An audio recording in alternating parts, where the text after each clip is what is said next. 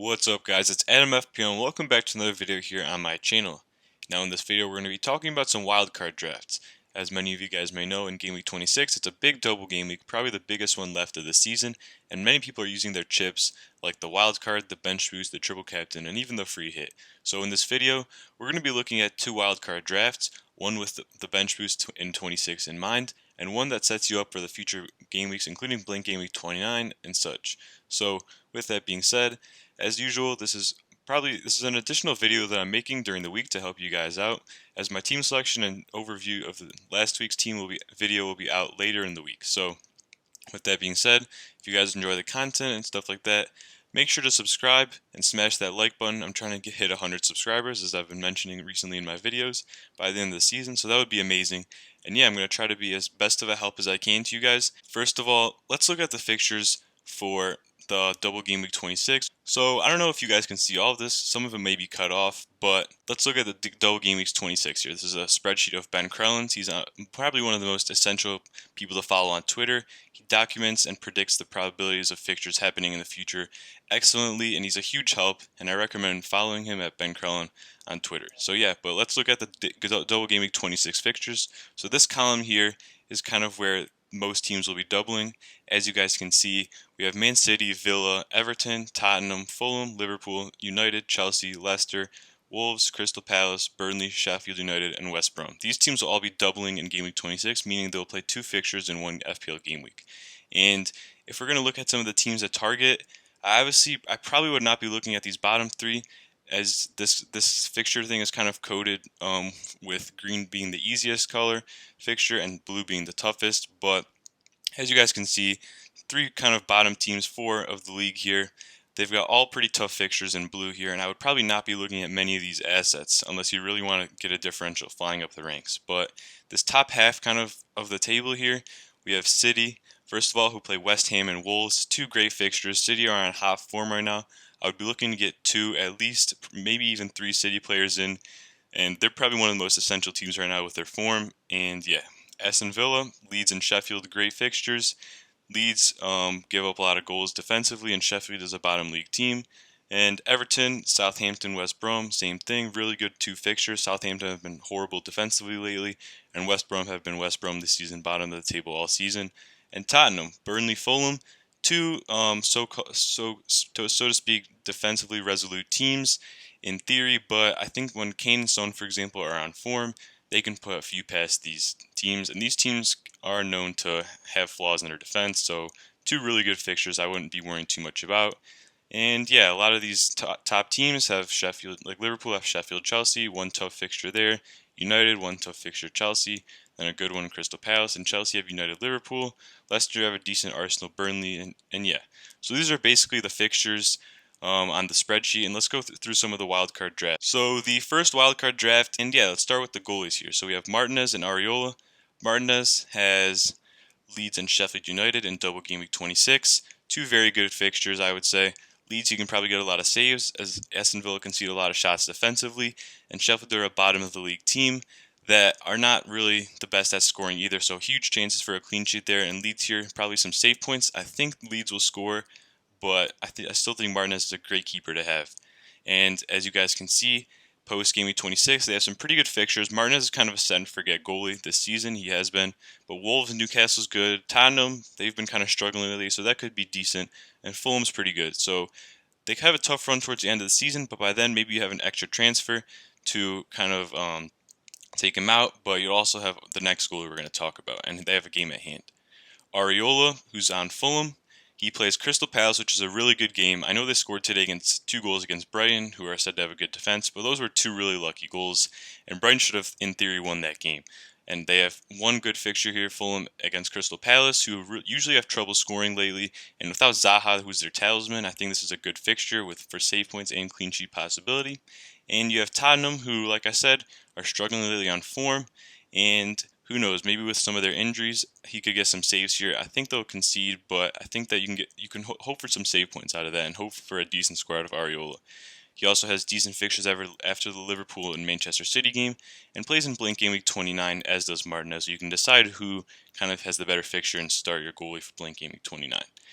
Then we have Matt Target in the defense. Another Aston Villa player, same fixtures. He's been going up a lot up on the pitch lately with his assist threat. He's a good asset to have, and I think they can keep one clean sheet here out of these two games, maybe even two, but one is more likely. And Target has been getting a lot of assists lately. He's been bombing up the left flank, and even with Grealish out, which kind of hinders the whole team a little bit, I still think he's a good asset. We then have Michael Keane of Everton. So Everton are kind of an unpredictable defense and just the team as a whole this year. They've kept clean sheets against some of the top teams, like Liverpool, Chelsea, and stuff like that. But Michael Keane is the most nailed-on defender. I think he's been playing mostly 90 minutes the whole season, other than occasional, I think, rest, or maybe he was injured or something like that. But he's got Everton probably have the best double game week fixtures. They have West Brom, who are one of the worst teams, if not the worst team in the league, and he has Southampton, who have been really struggling lately. So Keane is looking good here, and he also has the heading threat. If we go back here, I think he's scored a couple goals this season. If we look, 3 goals this season. So he does, if you get a lucky goal from him, that'd be really nice. And then Dyer, the one Tottenham defender, maybe Reguilon, but he's more expensive. You could go, but I really love these two fixtures for a clean sheet possibility. I think he's nailed on. He maybe could get rotated some games. Mourinho's kind of been weird with their defense lately, but I think that these two games scream at least clean sheet potential, even though Spurs have been suspect defensively lately. We have Diaz and Rudiger here, so let's go over Rudiger first. Less obvious pick here. He has Chelsea. He's been obviously nailed on ever since Tuchel came to the club. He's been playing 90 minutes. But he has probably the toughest game week. Chelsea have the toughest double game week in 26 with Liverpool and City. Now, one or both of these games could be cagey, but I still think that he'll concede in one, if not both these games. Two really tough games, a good test for the new manager Tuchel, but he's the kind of the budget option we went with. We have 0.4 million, and I didn't really see any other defender that I really liked. You have Luke Shaw and stuff like that, but United have been not the best defensively either. So I go with the nailed-on option here, who is in a pretty good defense, but with tough fixtures. With Diaz, he's the most nailed-on City defender. Like I said before, if you wanted to upgrade Rudiger, you could downgrade Diaz to Stones or something like that, but I recommend having at least one City defender, if not two. I just went with the most safest pick. Pep loves Diaz, and I think he'll start most games no matter what. And he's got West Ham and Wolves. Wolves struggle to score, and West Ham is a solid matchup, but it's City's defense, and you just have to trust them no matter what. So Diaz is a safe wildcard pick. Doesn't play in 29, but Man City are just Man City, and they can do well in any fixture. On to the midfield. First, we have Harvey Barnes, who's kind of been an enigma for me this season. Haven't really liked him when I owned him earlier in the season, but he's been on red-hot form lately. Getting these 2 returns here. He's been getting consistent returns here. Had a couple blanks, but Leicester have a really favorable double game week, I would say. Arsenal have not been themselves this season, and Burnley are prone to let in a few goals when kind of gone at. So I think that Harvey Barnes, he's always kind of looking forward towards goal, and I think that he could be a good option. Kind of a differential pick, 11.2, and I think Leicester have great fixtures kind of leading up all the way to the end of the season. And I think that you could play him in all these games. With Maddison out, maybe due to injury, it may hinder his performance a little bit, but I still really like Barnes as a good pick. In the midfield, we have Salah then, who plays obviously on Liverpool. He's kind of been on bad form, but he kind of hasn't at the same time. 7 goals in 8 games. Liverpool have just been playing really badly these recent games, but he's got Sheffield and Chelsea, who I think he could do well at. And with these fixtures leading up all the way to the end of the season, you just kind of want to have Salah on your team, and he's got the double, of course. Gundogan is a second City player. With Pep Roulette, it's kind of weird because he may be resting for the Champions League and such, but I think that Gundogan is still a great option, as is any City player to play. I think Pep said in one of his quotes that when Gundogan is fit, he essentially plays. So this is a kind of a good thing to hear, and I think that at such a low price, he's a good buy in the wild card. We have Fernandes here. Very highly owned. He's been Mr. Consistent, as we've talked so much about him all season. And yeah, he's got one good game and one kind of tough game, but he's a big game player, and Crystal Palace look awful lately. So you kind of just want to have Bruno. He's even a captaincy option. We have Lookman, who's a budget enabler, 5 million. He kind of is involved in Fulham's score most of the time. He's got a nice 11-pointer here. A lot of blanks, but at 5 million, you're not asking for too much. He's got the double game week in 26, one good fixture and one kind of fixture, and plays in 29 against Leeds. So he's a good enabler, probably the best around his price. In the front line, we have Kane, DCL, and Watkins, all with doublers. So Watkins we kind of talked about with the Aston Villa fixtures, two good fixtures.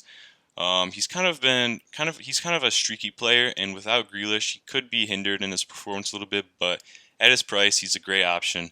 You could go Bamford here as well, but he does not have a double game week, so maybe his upside isn't as high. In DCL, like I said with Everton, when all of his men are back, all his boys like James, Alan, Richarlison, when they're all firing, DCL gets the service, and he does really well with it. And probably the two best fixtures in the double game week, Everton have Southampton and West Brom. I think that DCL is a great option if you can't afford Kane. Those who aren't wildcarding, I think that he's a great second option. Now, Kane here. Kane has been coming back from injury slowly, and he's been the talk of the game week for 26. Lots of people triple captaining him and such. And I think you just got to have him on your wild card. He's got these nice fixtures, Burnley and Fulham, where he's done really well in the past, which is not history usually is a huge thing I factor in. But Kane's on penalties. He usually plays 90 minutes, and he's guaranteed to play. He's got Palace in 27, and he plays in 29, which is really nice. He's basically got nice fixtures all the way up to the end of the season. If Spurs kind of start to catch on some form, Harry Kane will be all in around the points, I presume, along with Son.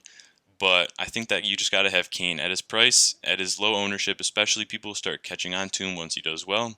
And I think that Kane's essential on the wild card. Now, if we go to the second wild card draft that I have, it's going to look like this. So this is a wild card that would set you up for Blank Game Week 29 with no bench boost in consideration if you already used it.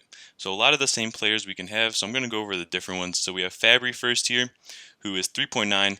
He's just the least expensive goalie I could get, and you're likely not to triple up on Fulham players as you are Aston Villa players. Steer is also 3.9, but went with the team that you're least likely to triple up on and the least expensive. So Fabry's in there. We have Dallas, who's from Leeds. He's just kind of been like a little lunchroom this season. He's been getting solid returns. He plays in Blank Game Week 29, and he's got decent Game Week 26 against Aston Villa, who may be without Jack Grealish, and yeah, nice fixture in 29. So I really like Dallas and his attacking threat in this wild card. Pereira, who's a little bit of differential, as you can see, less than 1% owned at the moment. He's been playing right wing in the last game against Leicester. If we look down here, yeah, he got subbed off early, but he's just kind of returning to fitness.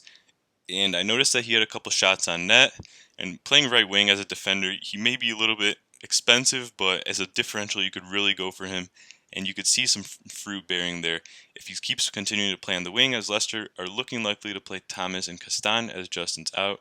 They want to kind of give the youngsters some minutes, and yeah, Ricardo could be playing higher up the pitch. We have Ben White, who's a Brighton defender.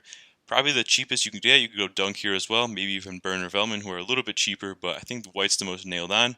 90 minutes every game this season, pretty much. He's not good on bonus points, but he sometimes plays in the midfield when they're short there, and you kind of get him for the clean sheets. But what more can you expect at 4.4? He's got West Brom in Game Week 26, which is good. Leicester, which is not the best. Southampton have been struggling, and he plays in 29 against Newcastle. Good fixture without Wilson. So I really like White here.